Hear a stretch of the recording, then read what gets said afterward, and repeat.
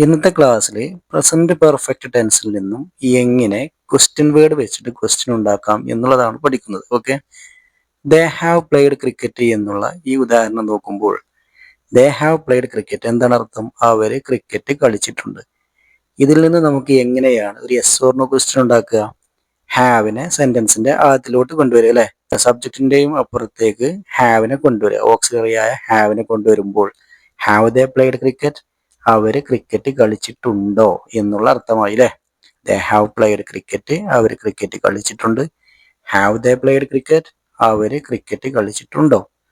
പിന്നീട് എങ്ങനെയാണ് നമുക്ക് ഇതിൽ നിന്നും ഒരു ക്വസ്റ്റ്യൻ വേർഡ് വെച്ചിട്ട് ക്വസ്റ്റ്യൻ ഉണ്ടാക്കാം എന്നുള്ളത് നോക്കാം അല്ലെ. എങ്ങനെയാണ് ഉണ്ടാക്കുക? എവിടെയാണ് ക്വസ്റ്റ്യൻ വേർഡ് ഇടുക? സെന്റൻസിന്റെ ആദ്യത്തിൽ അല്ലെ.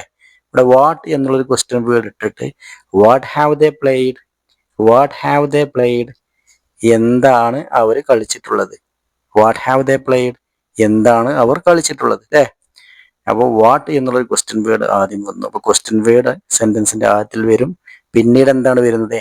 ഓക്സിലറി ആണ് വന്നത് അല്ലെ. ഹാവ് എന്ന ഓക്സിലറി വന്നു, പിന്നീട് സബ്ജക്റ്റ് വന്നു, പിന്നീടാണ് വെർബിന്റെ മൂന്നാമത്തെ രൂപമായ പ്ലേഡ് വന്നത് അല്ലെ. അപ്പോൾ question word plus auxiliary verb have plus subject plus V3, ഇങ്ങനെയാണ് പ്രസന്റ് പെർഫെക്റ്റ് ടെൻസിൽ നിന്നും ഒരു ക്വസ്റ്റ്യൻ വേർഡ് വെച്ചിട്ട് നമ്മൾ ക്വസ്റ്റ്യൻ ഉണ്ടാക്കുന്ന സ്ട്രക്ചർ.